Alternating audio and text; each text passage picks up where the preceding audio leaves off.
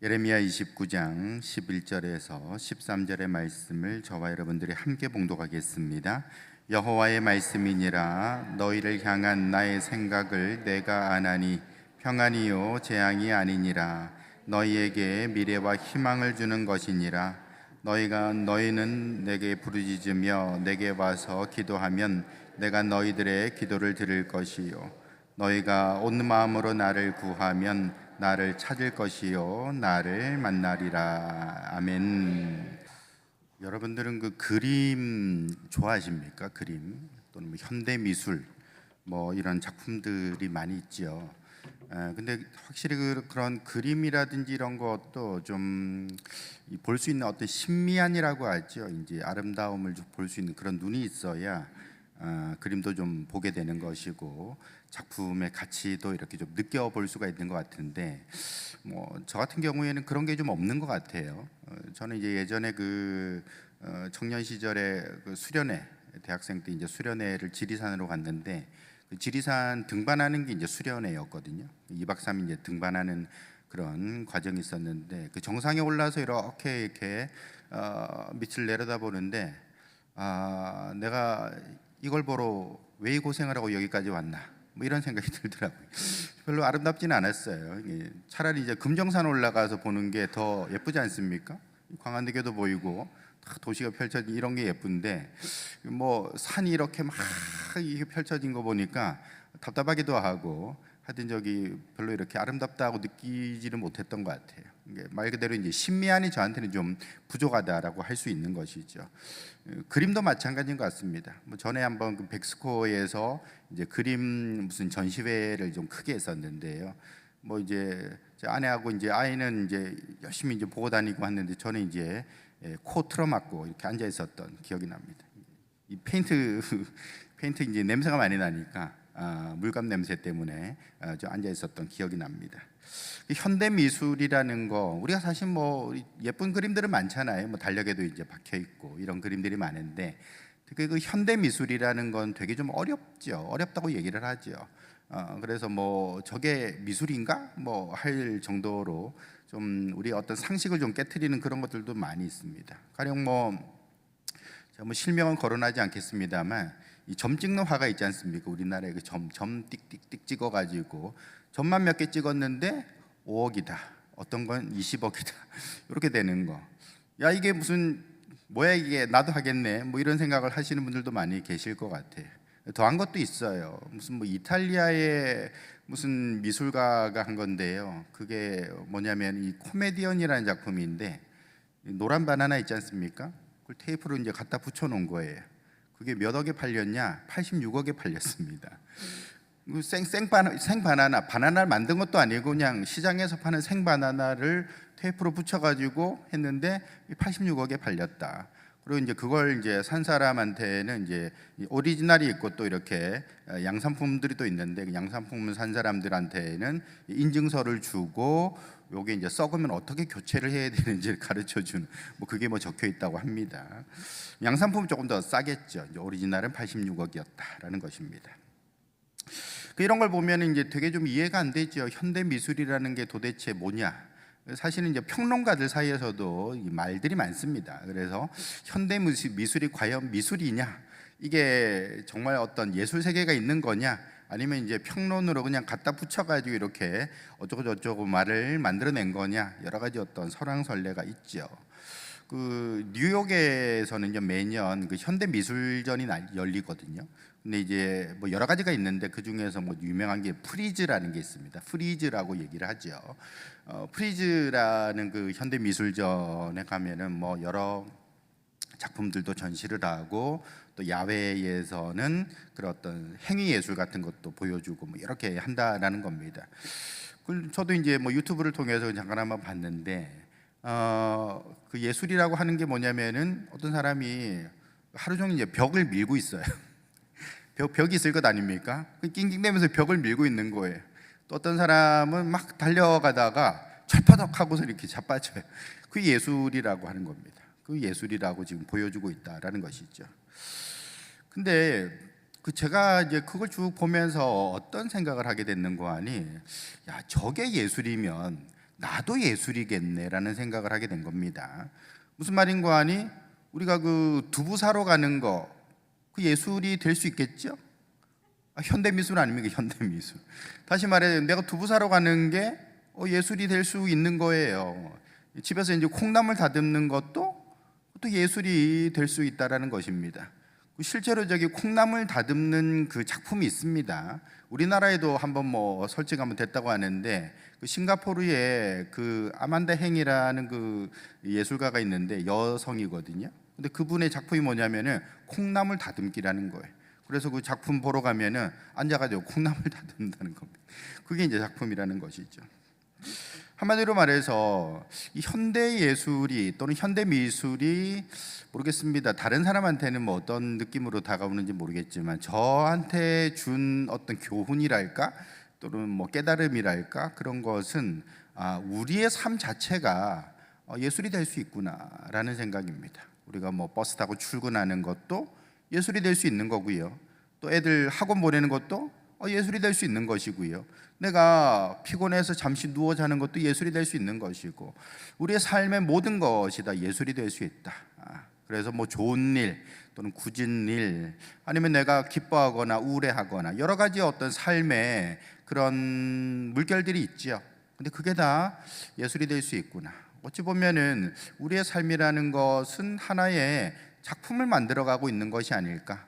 현대 미술이 저한테 가르쳐 준 거는 그건 것 같아요. 그래서 우리의 어떤 삶을 사랑하자. 굳이 86억 안 주고 바나나 그런 작품 사지 말고 가서 이제 5,000원 주고 가서 오히려 이제 바나나 사 먹고 그렇게 살아가는 거, 그게 어떻게 보면 나의 어떤 삶의 예술적인 어떤 행위가 된다, 모습이 된다라는 것입니다. 여러분 언제나 그 작품이란 건 그렇죠. 만드는 사람이 있으면 그걸 봐주고 소비하는 사람이 필요합니다. 뭐 혼자 뭐 실컷 그려놨는데 아무도 봐주지도 않고 공개도 되지 않는다면 의미가 없을 수도 있겠죠. 근데 여러분 우리의 삶이라는 것이 예술이 되고 또는 작품이 된다라는 말은 무슨 말인가 하니 누가 봐주신다는 것인가? 여러분 내 삶을, 내 작품을 누가 봐주지요? 우리 뭐 사실 뭐 저기 어디 화랑에다가 걸거나 그럴 수는 없잖아요. 내 삶을 누가 사주겠어요. 그러나 하나님은 저와 여러분들의 삶을 바라봐 주시는 줄 믿으시길 바랍니다. 의미가 있는 것이죠. 누군가가 봐주고 평론해주고 거기다가 야 이런 참 의미가 있구나라고 해석해 줄 때에 그 작품이 의미가 있는 거잖아요. 근데 마찬가지로 내 삶을 그저 뭐 내가 힘든 삶이라고 생각하고 또는 피곤한 삶이라고 생각하겠지만 어떤 측면에서 본다면은 하나님께서 내 삶을 바라봐 주시고 또 평가해 주시는 것만으로도 우리의 삶은 작품이 될 수 있구나, 의미를 가질 수 있구나 한다라는 것입니다. 그러므로 여러분, 저와 여러분들의 삶이 하나님 안에서 예술이 되고 또 작품이 될 수 있다. 여러분 이것을 기억하시면서 우리의 삶의 또 가치를 또 발견할 수 있는 성도들 될 수 있기를 주님의 이름으로 축복합니다. 오늘 본문에 보시면 여러분 바벨론의 포로로 잡혀간 유대인들 있었어요. 여러분 그 남유다가 586년 기원전 586년에 멸망을 당하거든요. 북이스라엘은 이제 벌써 뭐 망했고요. 근데 이제 남유다는 바벨론에 의해서 멸망을 당하게 되는데 사실 처음에는 바벨론하고 사이가 좋았습니다. 왜냐하면 이제 북쪽에 북이스라엘이 있고 그 위에 아수르가 있기 때문에 견제하는 의미에서 바벨론하고 사이가 좋았지만 나중에 이제 바벨론의 영향력이 커지니까 그리고 이제 바벨론의 영향력에서 좀 벗어나려고 하니까 거기서부터 이제 서로 갈등이 생기게 되고 이제 침공이 이루어지게 됐죠. 그래서 이제 1차, 2차, 3차에 걸쳐서 포로로 잡혀가게 되고 뭐 나라가 망하게 되죠. 사실상 2차 포로기 때 나라가 망했습니다. 3차 포로기 때는 이제 그 허울로 세워놓은, 그러니까 허수아비로 세워놓은 왕까지도 이제 데려감으로써 완전히 문을 닫게 됐던 것이죠. 그게 이제 기원전 586년이었다라는 겁니다. 근데 1차 포로기에 잡혀갔던 대표적인 사람이 이제 우리가 아는 다니엘이 그 사람이고요. 또 2차 포로기 때 잡혀갔던 사람의 대표적인 사람이 에스겔이다라고 알려져 있습니다.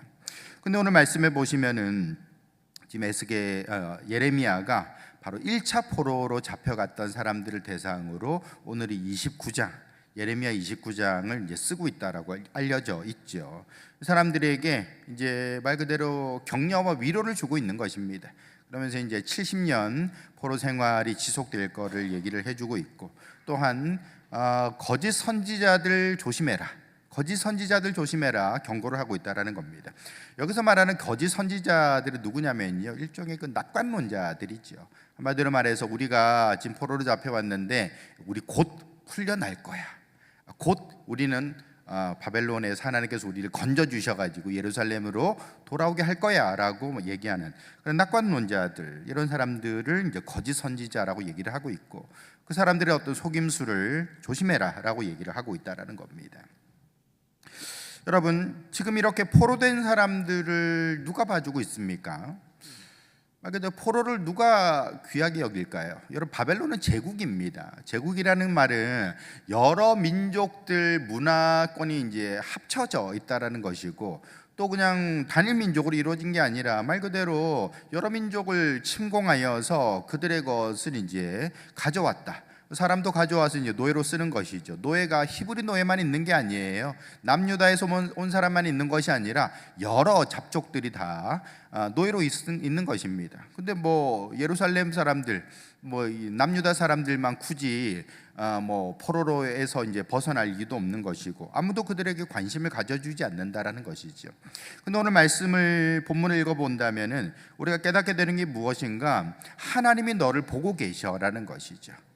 여러분, 아까 말씀드린 현대 미술의 가치가 어디서 나오는가?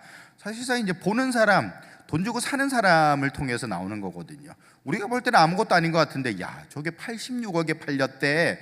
그러면 거기서부터 가치가 나오는 것처럼, 여러분, 결국에는 포로로 잡혀간 사람들 아무런 가치가 없는 그런 노예에 불과하지만 하나님께서는 보고 계시고 듣고 계시다라는 것, 이것을 예레미야가 그들에게 알려주고 있다라는 것입니다. 그러므로 여러분, 뭐 좀 비약해서 말씀드리자면은 이 포로의 삶도 예술이 될 수 있구나, 뭐 그렇게 말할 수 있는 것이죠. 한마디로 말해서 하나님이 보고 계시고 하나님께서 그들의 소리를 듣고 계시다, 하나님이 그들과 함께 교감하시고 소통하고 있다라는 것입니다. 오늘 말씀을 통해서 하나님의 계획이 무엇인지, 또 우리는 그 하나님 앞에서 어떻게 또 살아가야 되는 것인지, 뭐 바벨론 포로로 간 사람이나 우리의 어떤 처지나 뭐 별반 다르지 않을 수도 있잖아요. 우리가 생각의 나름에서는 야, 나는 고립돼 있구나, 나는 힘들구나, 뭐 그런 생각을 할 수 있다라는 것입니다.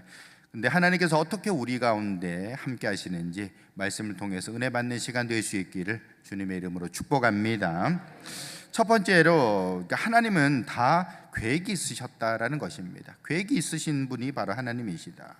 오늘 본문 11절에 보시면은 여호와의 말씀이니라 너희를 향한 나의 생각을 내가 아나니 평안이요 재앙이 아니니라 너희에게 미래와 희망을 주는 것이다 라고 했습니다. 여러분, 우리가 이 세상을 좀 살아가다 보면, 그리고 우리가 세상을 경험하고 또 공부도 좀 해보고 책도 좀 읽어보게 되면은 어떤 사람이 되느냐? 좀 허무주의자가 됩니다. 허무주의자. 그러니까 우리가 이제 많은 것들을, 지식을 갈구하고 세상에 뭔가를 이렇게 끝을 한번 내가 보겠다라고 달려들면 들수록 좀 허무해지는 그런 측면이 있어요. 그게 뭐 여러 방면에서 나타납니다. 어떤 성공의 측면에서 끝을 본 사람도 허무해지고요, 예술의 어떤 방면에서도 끝을 달려본 사람은 또 이렇게 허무해지죠. 그래서 뭐 이상한 선택도 하게 되는 것들을 보게 됩니다. 왜 그런가? 우리가 알게 되죠. 이 끝이 빤하다라는 것입니다. 끝이 빤하다. 끝이 빤하죠? 그렇지 않습니까? 사람이, 인간의 삶이라는 게 글쎄요, 뭐 연령 따라 좀 다르겠습니다만 결국에는 끝이 빤해요. 죽음이라는 것은 누구도 피할 수 없는 것이다라는 겁니다. 그래서 우리가 뭐 인생을 살아가면서 뭐 많이 배웠다, 많이 안다, 또 꼭 좋은 것 같지는 않습니다. 우리가 이제 많은 것들을 가지고 많은 것들을 누릴수록 그 사람은 허무주의에 빠질 가능성이 상당히 더 높아지더라라는 것이죠. 그럼 어찌 보면 좀 숙명적인 겁니다. 왜냐? 우리가 사는 이 우주 자체가 그렇거든요. 우리가 똑같아요. 여러분, 우주나 별이라는 존재도 결국에는 끝이 다 있습니다. 그래서 태양도 저렇게 아름답게 떠오르는 것 같지만 나중에는 다 백색 외성이 되고 적색 거성이 되고, 그다음에 중성자별이 되거나 아니면은 블랙홀이 되거나, 블랙홀도 아무 별이나 안 되더라고요. 보니까 하여튼 태양의 25배 이상의 질량을 가져야만 블랙홀이 된다고 하는데, 그 아무나 블랙홀 되는 것도 아니에요. 다들 어쨌든 끝을 보게 되더라. 죽음의 어떤 별의 죽음이 있더라라는 것입니다. 인생도 마찬가지인 것이죠. 우리가 살아가면서 이것도 해보고 저것도 해보고 많은 것들을 누려보지만 결국에는 끝은 다 있다. 그래서 나중에는 다 허무주의에 빠질 가능성도 높아지더라. 대표적인 사람이 솔로몬 아닙니까? 헛되고 헛되다 하면서 이렇게 헛되던 노래를 얼마나 많이 부르는지 모릅니다. 그 사람도 사실은 끝을 본 사람이잖아요. 지혜의 끝을 보고 쾌락의 끝을 보고 많은 어떤 끝을 봤지만 결국에는 허무주의에 빠지더라라는 것입니다. 여러분, 남유다도 사실 끝을 본 상황이죠. 바벨론에 의해서 결국 멸망당해가지고 그냥 다 끝나버리고 말았습니다. 여러분, 나중에 아시다시피 우리가 작년에 주 예레미야 그리고 역대기 쭉 살펴봤던 것처럼, 여러분, 나중에는 이제 남유다의 왕이 두 눈이 뽑혀서 잡혀가지 않습니까? 이 사람이 마지막으로 봤던 게 자기 아들이 죽는 것을 보고서, 아주 잔인하게 죽임을 당하는 걸 보고서 눈이 뽑혀서 쇠사슬에 묶여서 잡혀갔다. 그 시드기야 왕인 것이죠. 이걸로 이제 남유다의 역사는 끝나버리고 말았다라는 것입니다. 여러분, 이런 어떤 상황들 속에서 여러분, 포로들에게 미래가 있을까요? 1차로 잡혀오고 2차로 잡혀오고 3차로 잡혀오고 우리가 풀려날 줄 알았는데 웬걸이요, 가만 보니까 포로가 더 많이 잡혀와. 예루살렘에서 후배들이 밀려오는 거예요. 여러분, 그럴 때에 포로들에게 미래가 있는가, 소망이 있는가? 없을 수밖에 없죠. 없는 게 당연하죠. 근데 그들에게 예레미야가 뭐라고 얘기를 하는가? 하나님의 말씀이니라. 너희를 향한 나의 생각을 내가 아나니 평안이요 재앙이 아니니라. 너희에게 뭘 준다고요? 미래와 희망을 준다 그랬습니다. 여러분, 이 포로한테 무슨 미래가 있고 희망이 있어요? 없죠. 근데 지금 하나님께서 예레미야를 통해서 말씀하시는 것이, 나는 너희에게 미래를 주고 희망을 주려 한다라고 얘기를 하고 있다라는 것입니다. 누가 보고 계시다라는 겁니까? 하나님이 보고 계시다라는 것입니다. 여러분, 포로를 아무도 신경 쓰지 않겠죠. 누가 신경 쓰겠어요? 보초병이나 도망가는 놈 없나, 그거 보고 있겠죠. 그러나 하나님은 그 유대 포로들, 그 예루살렘 포로들에 대해서 미래와 희망의 눈으로 바라봐주고 있다라는 것입니다. 여러분, 이걸 통해서 결국에는 이 포로들의 어떤 삶도 가치를 가지게 되는구나, 의미를 가지게 되는구나 라는 것을 볼 수가 있습니다. 여러분, 결국에는 누가 우리를 보고 계신가, 이게 되게 대단히 중요하죠. 여러분, 하나님이 보고 계신 줄 믿으시길 바랍니다. 하나님은 우리의 삶을 보고 계시고 평가하시고 말씀하시고 소통하고 있다라는 것이죠. 여러분, 우리가 아이를 키우는 거, 육아 있죠. 육아에서 제일 중요한 게 뭘까요? 바라봐 주는 거겠죠. 사랑의 눈으로 바라봐 주고 정말 애정의 눈으로 바라봐 주고, 그래서 그냥 바라봐 주는 건 아니겠습니까? 우리가 먹여주는 거, 이거 다 중요하지만 더 중요한 것은 사실은 눈길을 주는 거, 시선을 그 아이에게 고정시키는 거, 그거 되게 중요하리라 봅니다. 누군가가 나를 바라봐 준다는 것 때문에 그 아이는 아마 마음이 평안할 거고요, 아무 걱정 없이 그렇게 먹고 자고 할 거예요. 여러분, 마찬가지입니다. 여러분, 하나님은 어떤 분이신가? 미래와 희망을 주시는 분이시다라는 것입니다. 그 하나님이 저와 여러분들을 바라보고 계신 줄 믿으시길 바랍니다. 그것이 우리 마음속에는 평안이 되고 또 미래가 되는 것이고, 또한 우리의 삶 속에는 힘과 능력이 된다라는 겁니다. 여러분, 삶이라는 것은 허무주의로 빠질 수 있습니다. 얼마든지 그럴 수 있어요. 왜냐하면 끝이 빤하기 때문에 그런 것이죠. 우리가 생각하는 끝, 우리가 바라보는 끝이라는 것은 결국에는 허무하게 끝나는 것 같아 보인다는 것입니다. 그런데 하나님이 거기 계시기 때문에 우리는 새로운 삶으로 열리게 되는 줄 믿으시길 바랍니다. 그러므로 우리는 하나님 앞에서 결국에는 하나님이 내 삶을 이끌어 가시고 영생으로, 구원으로 이끄신다라는 것을 알 때에 허무주의를 극복할 수 있는 것이죠. 넘어설 수가 있게 된다라는 것입니다. 잠언 19장 21절에 보시면 사람의 마음에는 많은 계획이 있어도 오직 여호와의 뜻만이 완전히 서리라 라고 했습니다. 사람의 마음에 있는 많은 계획들이 뭘까요? 아주 짧은 계획이 있을 것이고요, 길게 보면은 허무해진다, 그죠? 우리가 짧게 보면은 집 사야지, 차 사야지, 뭐 사야지, 뭐 해야지, 여러 가지 어떤 계획이 있다 할지라도 막상 해보고 나면은 별건 없잖아요. 근데 길게 보면 어떻게 됩니까? 삶이 아주 허무해지게 된다라는 것입니다. 그게 사람의 계획이다라는 것이죠. 그러나 오직 여호와의 뜻만이 완전히 선다라고 얘기를 하고 있습니다. 하나님께서는 우리를 그냥 이 삶에서 끝나는 것이 아니라 영원한 삶, 하늘의 삶, 천국의 삶으로 인도하시는 줄 믿으시길 바랍니다. 그러므로 저와 여러분들은 우리에게 미래와 희망을 주시는 그 하나님 앞에 온전히 감사하시면서 그 하나님이 나를 바라보고 있다라는 그 시선을 또 붙잡고 온전히 이 세상을 복되게 살아가는 성도들 될 수 있기를 예수님의 이름으로 축복합니다. 두 번째로 우리는 기도해야 된다라는 것입니다. 기도해야 된다. 12절에 보시면 너희가 내게 부르짖으며 내게 와서 기도하면 내가 너희들의 기도를 들을 것이다 라고 했습니다. 여러분, 우리는 왜 기도해야 될까요? 그건 하나님이 약속하신 것을 내 삶에 끌어당겨오기 위해서, 다시 말해서 미래에 있는 거지만 이것을 현재의 삶으로 가져오기 위해서 우리는 기도해야 된다라는 것입니다. 하나님이 약속한 게 뭐죠? 미래와 희망인 것이죠. 11절에 나와 있는 것처럼 미래와 희망을 우리에게 약속하셨다라는 것입니다. 그렇다면은 우리가 그것을 생각할 때에 어떻게 해야 되죠? 그래, 우리가 지금은 노예로 살지만 나중에는 미래와 희망이 있을 거야. 언제예요? 죽고 나서. 그 다음에 우리가 그래, 지금은 내가 힘들고 가난하고 배고프고 하지만 나중에 천국 가면 잘 먹을 거야.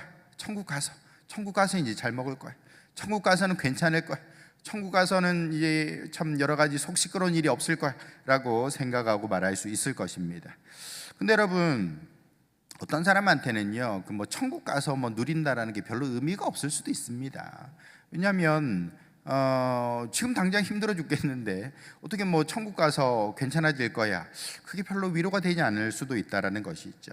여러분, 기독교는요 내세 종교죠. 당연히 내세 종교입니다. 천국을 얘기를 하고 있고 다음 생을 분명히 얘기를 하고 있다라는 것이죠.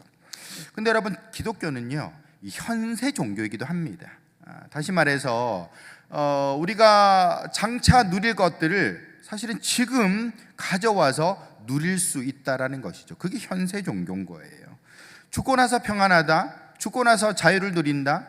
여기서 말하는 자유라는 것은 어떤 경제적 자유도 포함해서요, 죽고 나서 다 잘 될 거야, 그건 죽고 나서 문제인 것이죠. 그럼 죽고 나서 기뻐할게, 이럴 수도 있는 것 아닙니까? 죽고 나서 감사하지 이럴 수도 있는 것이죠. 근데 그게 아니라 여러분, 기독교는 현세 종교이기도 하다라는 것이죠. 하나님께서 약속하신 것을 우리 이 땅에 우리가 살아가는 동안에 받아서 누릴 수 있는 종교다라는 것입니다.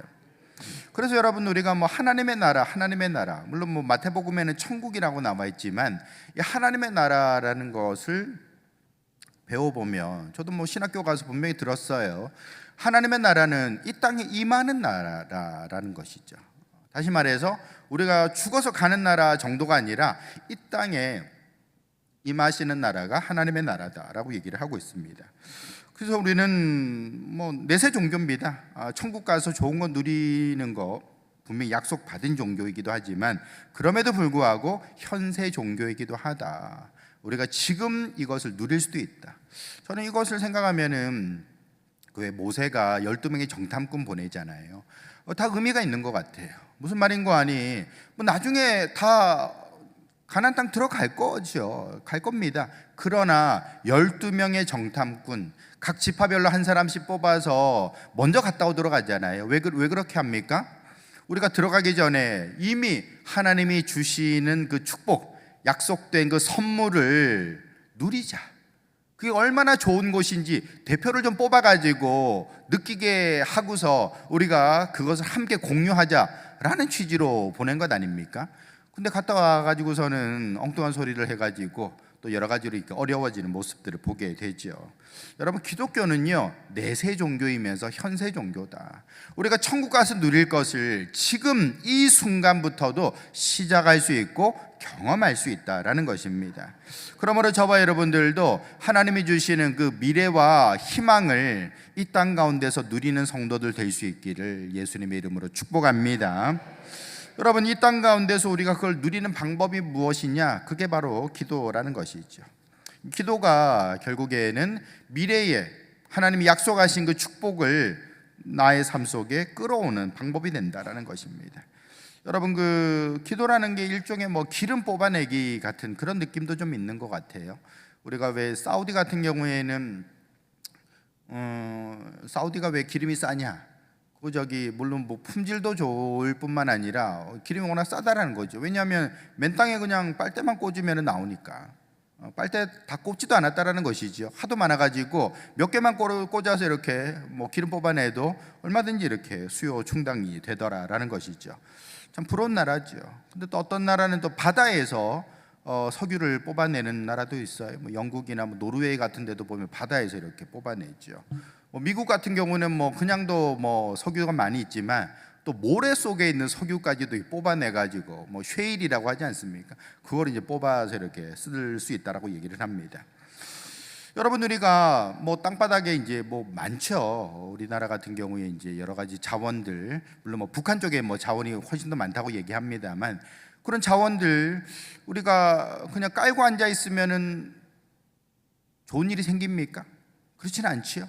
끄집어내야 될 것 아닙니까? 끄집어내 가지고 그게 뭐 금이든 또는 뭐 석탄이든 아니면 뭐 희귀한 광물이든 그걸 갖다 뽑아내야 그게 이제 가치가 더 부여되는 것이고 누릴 수 있는 것처럼 마찬가지입니다. 우리의 어떤 삶이라는 것도 기도를 통해서 하나님께서 약속하신 것을 뽑아내야 되는 것이죠. 뽑아 먹자. 어감이 좀 안 좋게 나네요, 그렇죠? 하나님을 뽑아 먹자 하니까 좀 어감이 좀 안 좋게 나는데, 우리 왜 이제 하나님이 약속하신 많은 축복이 있는데 그 그냥 구경만 하고서 아유 내가 나중에 죽고 나서 누린다네, 죽고 나서 주신다네, 그게 아니라 기도하는 사람에게 지금 허락해 주시는 줄 믿으시길 바랍니다. 그러므로 우리가 기도해야 된다는 것입니다. 기도하면 누가 들으십니까? 하나님이 들으신다고 얘기를 하고 있는 것이죠. 12절에도 분명히 나와 있죠. 너희가 내게 부르짖으며 내게 와서 기도하면 내가 너희들의 기도를 듣겠다라는 것이죠. 여러분, 듣겠다란 말이 무슨 말입니까? 하나님의 그 시선 또는 신경이 언제나 이스라엘에 고정돼 있었다. 노예들이지만 아무도 관심 가지지 않지만 그러나 나는 내 백성들을 바라보고 있다라는 것을 얘기를 하고 있는 것이죠. 여러분, 그렇다면은 우리를 바라보고 계신 하나님, 우리를 현대 미술로 만들어 주시는 그 하나님께서 지금도 저와 여러분 삶 속에 함께 하시는 것입니다. 그 하나님 앞에 기도하면은 주님께서 들으시고 응답하시고 역사해 주시는 줄 믿으시길 바랍니다. 그러므로 여러분, 분명히 예수님께서도 하나님의 나라가 임하신다라는 것을 보여주셨어요. 그 증거가 무엇인가? 여러분, 하나님의 나라가 임재의 어떤 증거로 나타나는 게 뭐냐면 귀신이 쫓겨나거나 질병이 고침받거나 아니면은 여러 가지 뭐 문제들, 죽은 자가 살아나는 이런 어떤 모습들을 보여주고 있는 것이죠. 심지어는 빵도 주시지 않습니까? 오병이어 사건을 통하여서 하늘의 빵을 가져다가 나눠 줘버리잖아요. 그러므로 여러분, 우리가 이 하늘에 하나님이 약속하신 그 하늘의 축복을 우리가 가져오는 방법은 무엇인가? 기도다라는 것입니다.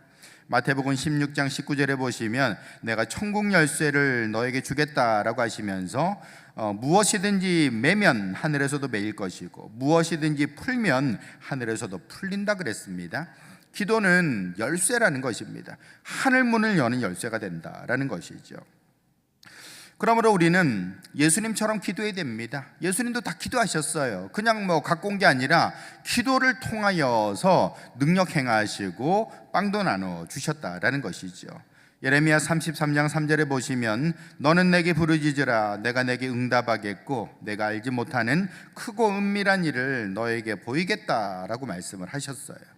여러분, 우리가 하나님 앞에서 기도한다면은 하나님께서 약속하신 것들을 나타내 보여주신다 약속하셨습니다. 여러분, 그러므로 약속의 이 축복, 약속하신 이 축복을 그냥 상상만 하시거나 그냥 구경만 하시지 마시고 기도하시기 바랍니다. 달라고 요청하시기 바랍니다. 그래서 이 삶 가운데서, 이 땅 가운데서 좋은 것을 누리며 살아갈 수 있기를 축복합니다. 세 번째로 우리는 기도할 때 어떻게 구해야 되는가? 온전히 구해야 된다는 것입니다. 온전히 구해라. 13절에 보시면 너희가 온 마음으로 나를 구하면 나를 찾을 것이요 나를 만나리라 라고 했습니다. 여기서 온 마음으로 구한다는 게 어떤 걸까요? 결국에는 믿음을 가지고 기도하라는 것이죠. 여러분, 기도하면 당연히 하나님이 들으시고 또 우리가 기도하는 것을 기뻐하십니다. 그리고 기뻐하시면서 또 우리에게 주시죠. 근데 문제는 뭐냐? 안 믿는 내가 문제인 것이죠. 우리가 뭐 기도하면서도 안 믿을 수 있잖아요. 그럴 수 있지 않습니까? 우리 뭐 인격은 여러 가지이기 때문에 이쪽에서는 기도하고 있는데 이쪽에서는 또 안 믿어. 뭐 그런 일이 분명히 있을 수 있다라는 것이죠. 여러분, 아브라함 같은 경우에도 분명히 그가 하나님의 약속을 받고서 그렇게 가나안 땅으로 왔습니다. 땅 주겠다, 씨 주겠다 약속을 받았는데 뭐 세월이 가도 안 주시니까 나중에는 이제 이스마엘을 따로 낳잖아요. 하갈을 통해서 이스마엘을 낳게 됩니다. 그 하나님께서 13년 만에 나타나셨어요. 이스마엘 태어난 지 13년 동안 그냥 침묵하셨는데 13년 만에 나타나서 하시는 말씀이 뭐냐면은 너는 내 앞에서 완전하라 라고 얘기를 했습니다. 그래서 완전하다는 말이 무슨 뜻인가? 좀 믿어라 라는 것이죠. 좀 믿어라. 믿음이 오락가락하고 좋았다 안 좋았다 그렇게 하지 말고 요동치지 말고 확실하게 믿어라 라는 뜻일 것입니다. 여러분, 마찬가지입니다. 우리가 기도할 때에도 그냥 될까? 안 될까? 의심하면서 기도하는 것이 아니라 기도하면서 확실히 믿어야 되는 것이죠. 하나님께서 주신다라는 확신 가운데 나아갈 수 있어야 되겠다라는 것이죠. 마태복음 7장 7절에 보시면 구하라 그리하면 너희에게 주실 것이요 찾으라 찾아낼 것이요 문을 두드리라 너희에게 열릴 것이라 라고 했습니다. 아주 뭐 유명한 말씀이죠. 우리가 구하고 찾고 두드리면 하나님께서 그렇게 열어주시겠다라고 얘기를 하고 있어요. 다시 말해서 기도할 때에 온전히 기도하라, 온전한 믿음을 가지고 기도하라라고 얘기를 하고 있는 것입니다. 우리가 어떻게 하면 좀 확신을 가지면서 좀 기도할 수 있을까? 뭐 여러 가지 방법이 있겠죠. 어떤 사람은 이제 여리고 기도를 할 수도 있을 것이고요. 뭐 실제로 이제 뭐 뱅글뱅글 뭐 탑돌이 하듯이 그냥 걸으면서 그렇게 땅밟기를 하면서 기도할 수 있을 것이고, 어떤 사람은 철야 기도도 하고, 어떤 사람은 뭐 와서 오랫동안 기도하고, 어떤 사람은 기록하면서 기도할 수도 있겠죠. 뭐 여러 가지 방법이 있을 것입니다. 뭐가 됐든지 간에 여러분들이 기도의 방법들을 자꾸자꾸 이렇게 활용할 수 있어야 되는 것이죠.